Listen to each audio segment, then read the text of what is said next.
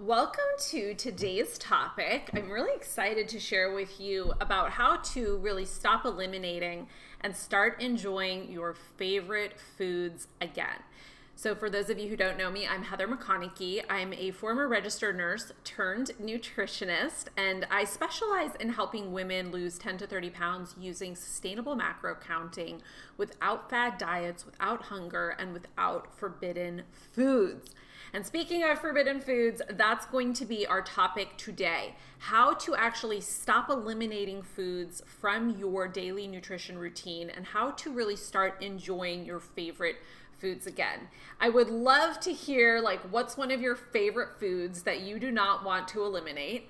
For me, I do not want to eliminate pizza. I absolutely love pizza. I also don't want to eliminate burritos. I love a big, huge burrito with a real flour tortilla. It's one of my favorite things.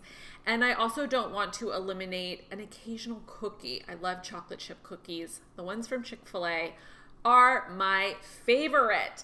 Okay, so we're going to talk about why do people feel the need to eliminate foods. So if you are trying to lose fat, you're trying to lose weight, you have probably tried eliminating a type of food. Has anybody done that? All right, raise your hand if you have tried to lose fat by eliminating certain foods. Yes, peppermint mochas are amazing. I have had 2 peppermint mochas in the past week and they were delicious. Also, one of my tricks for peppermint mochas is to get it with non-fat milk to save on fat macro and to get just 2 pumps of mocha and 2 pumps of peppermint. Okay, so yes, we've tried eliminating foods. Perhaps you've tried Whole30. Anybody have tried the Whole30? Perhaps you've tried paleo. Perhaps you've tried Weight Watchers. Perhaps you've tried vegan. Perhaps you've tried a juice cleanse, etc. Now, what those foods or what those protocols have in common is eliminating a type of food. And we don't want to eliminate foods if we want fat loss to be sustainable. You probably know how to lose 5 to 10 pounds on your own with a crash diet. Am I right? You probably know how to lose that weight by restricting food, by just drinking juices, by cutting carbs out, right? We love carbs. We don't want to get rid of carbs. I love carbs. So we need to think more critically about what's going on when we're trying to eliminate foods. We tend to think we need to eliminate foods when we do not understand how to eat the right quantity of food for our body. I'm going to say that again. We tend to lean towards eliminating foods as a protocol for weight loss when we do not understand how to eat the correct quantity of food for our body. So we reach this place where we feel really frustrated and we're like, okay, I'll just cut out sugar. Okay, I'll just cut out carbs. Okay, I'll just cut out meat. I'll cut out, dairy. That'll do the trick. When I was trying to lose weight, this was back in 2014, I decided I would be vegan for a couple months. I was like, okay, maybe if I'm vegan and just eat a lot of vegetables and vegan baked goods, I can lose weight. Guess what? It didn't work because there's a lot of sugar in vegan baked goods and there's still a lot of high glycemic load carbohydrates and there's very little protein in that approach. So it did not work for me. Okay, if you have tried an elimination protocol, tell me what it was. So, a lot of people are going to try Whole30 with the new year coming. And look, Whole30 has some pros to it. The pro is you're eating a lot of whole, real foods. Your digestion will probably feel great. Your skin will probably glow more. You will probably sleep well. But it's not sustainable. And when women come to work with me, I always ask them, what have you tried up to this point? What have you tried to get results? And Whole30 is a very common thing that women have tried. Have any of y'all tried Whole30? I have actually never done it because #bread. Whole30 works by eliminating foods, sugar, dairy, gluten, bread, alcohol, anything processed. Now, can you do that for 30 days through sheer willpower? Sure. Is it going to last? No. because you are eliminating foods that you enjoy. If you want to lose fat in a sustainable way, you have to eat the foods that you enjoy, and you have to learn how to incorporate them. You have to learn the right frequency to eat them. Okay? You cannot just cut out foods that you enjoy because it's not sustainable. And I'm not just about like quick fix fat loss. I am about sustainable fat loss and eating the foods that you enjoy. So it's not going to work for you to eliminate foods because it's not sustainable. You're going to go back to your old way of eating and just gain the weight back. Then you're going to feel crappy about yourself. You're going to feel like you failed, and it's going to reinforce the negative, disempowering belief that you already have about yourself that you cannot lose weight. And it's something that will impair your social life. You will not feel like, you can go out and do things. You will feel restricted if you're on some kind of elimination protocol. You'll be the weirdo at dinner who's like, I can't eat that thing, okay? So what are you missing? You're missing the core nutrition science, which is quantity and quality. You have to have those two things come together to have sustainable, effective fat loss. When I was attempting to lose weight, I was missing the quantity piece of the puzzle. So I was yo-yoing up and down, gaining, losing, because I didn't understand how to eat the correct quantity. I was either eating too little, eating too much. Have you done that? Have you binged on the weekend? Or not even binged, just like overdone it for 3 days, Friday through Sunday, and then you're restricting during the week. Maybe you're only having 1,100 calories, Monday through Thursday. So you're missing that core nutrition science. So many people do not understand how to eat the right quantity of food for their body. They want it to be something else, okay? They want it to be something else than the quantity. We don't want to confront that we have a limited food budget every day. I don't want to confront the fact that I have a limited amount of money in my bank account to spend every month on the things that I desire materially for myself. But I do. There is a finite number of dollars in the bank account. There's also a finite number of calories that you can eat per day without gaining weight. Remember, calories represent energy. It's kind of cool to think, but all calories ultimately are from the sun. Sun converts into energy through photosynthesis in plants, and then you either eat the plant or an animal eats the plant and you eat the animal. So it's energy, and energy through the law of thermodynamics does not get destroyed. It only gets converted. Did y'all know you were going to come to a physics lesson today? I actually know very little about physics. I just understand the law of energy conservation. So that energy that you ingest, it either has to be burned up and utilized for fuel, like you've got to use it somehow. You've got to either store it or you've got to dissipate it as heat. And some people do just dissipate extra calories as heat. Okay? So you have to learn the right quantity to eat. You also need to learn the right quality of food to eat in the right frequency. So there's quality foods and there's play foods. What do you think a quality food is? Kale, apples, almonds, fish. Okay? So something that is a quality food is something unprocessed that comes from the ground, pretty natural, okay? So what we call a quality food. What's a play food? Yeah, avocado is a quality food. One of my favorite quality foods. Freaking love some avocado. One of my favorite little meals right now is sauteed La Quinto kale, also known as dinosaur kale, if you want to get fancy. La Quinto kale, carrots, mushrooms, green onion, sauteed up with some tempeh with a little sea salt and some diced avocado. It's so good. That's a quality food meal. What's an example of a play food? All right, I love this term play food. Not junk food, not cheap food, not bad food. Those all have morality attached to them. What's an example of a play food? One of my clients who just lost 17 pounds with me in 12 weeks, one of her favorite foods is hot Cheetos, like flaming hot Cheetos. And she had flaming hot Cheetos maybe 2 to 3 times a week during her program because she understood the right quantity of food to eat. So she never felt deprived. She also had skinny peppermint mochas because she freaking loves those. Chips. Yeah, chips is an example of a play food. Very good. Almond flour in general would be like a quality food because it's made from almonds. So it's a real food. Almond flour is just ground up almonds. So that would be a quality food.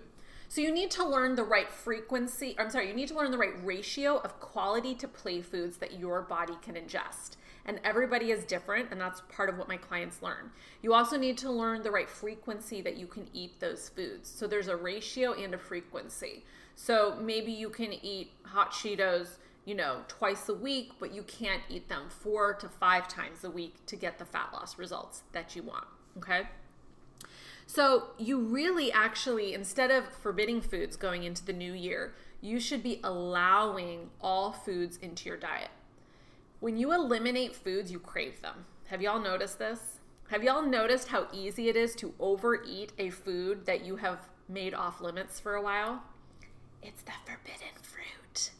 It's so tantalizing. It's so exciting. You're like, oh, I'm just going to get a burger. I'm going to go through the drive-thru right now and get some Dairy Queen Blizzard. No one's going to know about it.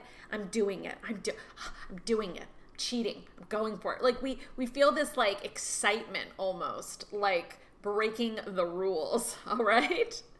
And look, if you need a thrill in your life, there's better ways to get a thrill than like cheating on your diet, right? Just allow all foods, all right? Just allow all foods, please.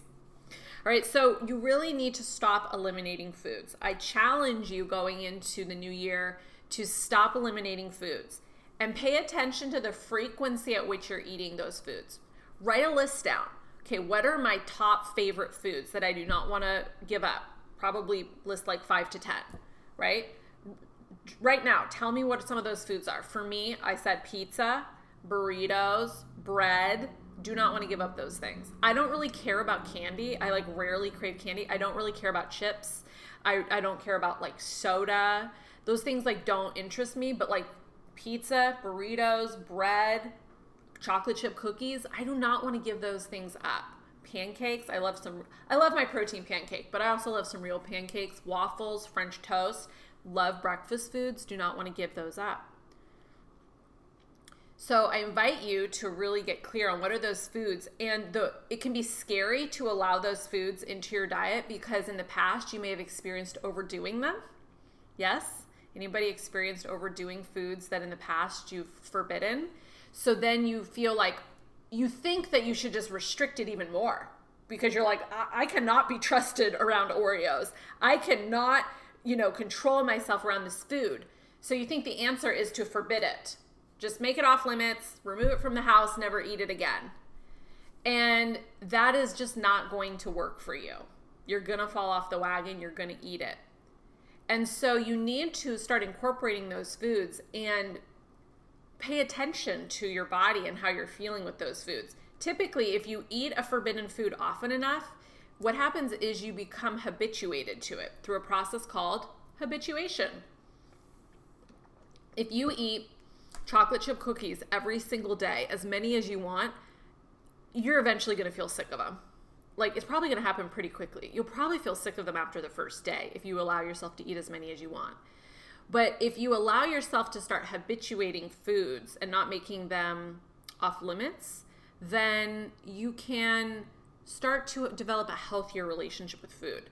And the primary result and promise of my program is that you will lose 10 to 30 pounds. But a tertiary promise of my program is you will develop a healthier relationship with food out of us working together. So what you need to do to stop eliminating foods and start enjoying your forbidden foods is you need to learn the correct quantity of food to eat for your body. I can't say it enough. You need to know the correct quantity. If we were to create a pyramid of the what's most important for you in achieving your fat loss, the top thing is the quantity of food, okay? The second thing would be the quality of food. Down here is the timing of meals. Everyone wants it to be about like the timing. Should I eat? Should I intermittent fast? Should I wake up? When should I eat? Should I stop eating after 8? It really doesn't matter, all right? The top thing is the quantity of food that you eat. So you need to discover and learn the correct quantity of food to eat and then how to adjust that throughout life. Now, what I recommend you keep aware of as you decide how you're going to learn the correct quantity, whether you're going to work with me as your nutrition coach and I teach you, or you're going to go online and use a free calculator, be very aware that a lot of these free calculators, they're not sophisticated tools. All right? They are pretty rudimentary and clunky tools because they have computer programming behind them. They don't have a human. They can't take into account variability and like sophisticated programming techniques, which is what I teach my clients. I also recommend not using the auto calculator feature on MyFitnessPal. So while my clients use MyFitnessPal, it's a great tool and we use it to track food and count macros. I recommend not using it to calculate your macros because if you put in your goal weight, it's going to spit out some really weird macros at you. It's also not going to teach you how to cycle. It's not going to teach you about training rest days. It's not going to teach you advanced macro programming strategies. What you actually need is a science-based, up-to-date system that's based on research and frameworks. So with macronutrient intake and coming up with the right quantity, there's actually a range that can work for your body. There's not just like one exact protein macro or one exact carb macro. There's a range. And it's really important that you learn those ranges so you can actually program your own macronutrient intake at the end of working with me. So that's something I teach my clients. I get them going, right? Like right off the bat, I'm like, here's what you should be eating. Here's your numbers. But then throughout the 12 weeks, they're learning the science and the system behind how to program and calculate those numbers ongoingly. And it's not as easy as it might appear. All right. There's a reason that people don't understand it and don't do it because it's actually rather complicated and not complicated like you can't get it. It's not rocket science, like you can understand it, but there's actually a lot to think about. And there's different sophisticated approaches that you can take to programming. So I really invite you to not use like online calculators or MyFitnessPal to calculate your macros. I really recommend that you seek out a sophisticated advanced coach who's very knowledgeable about programming macronutrient intake and teaching you that system. You also don't want to undereat, and a lot of programs or coaches might restrict your food too little or program you too much food. I had this experience with a coach where once I lost weight, they started increasing my macros so much that it actually caused me to start gaining weight again. And they were like, no, it's muscle, it's muscle. And I was like, it doesn't look like muscle, right? Like us women, we know our bodies. It did not look like muscle. And it was not muscle. And so even a coach that I had hired was making mistakes with my nutrition. So it's really important that you don't just blindly follow strategies from inexperienced coaches, that you actually seek out someone who knows what they're doing, because you don't want to be underfed, which can slow your progress. You don't want to be overfed. You really need to be in your sweet spot. So just to summarize, the key to stop eliminating and start enjoying your favorite foods is to master the correct quantity of food to eat for your body and to master the correct ratio of quality to play foods that you should be eating, and to also master the right frequency of how often that you should be eating those foods. And if you put all those things together, you will be able to lose fat without eliminating your favorite foods, and then you will be able to sustain your results in a very enjoyable way that allows you to engage in life, because you're a woman who wants to go to restaurants. You're a woman who wants to hang out with your girlfriends. You want to go to happy hour. You want to go to parties. You want to go to social events. You need to network with clients. It doesn't work for you to be so restricted that you cannot eat certain foods. Thanks for tuning in to today's topic.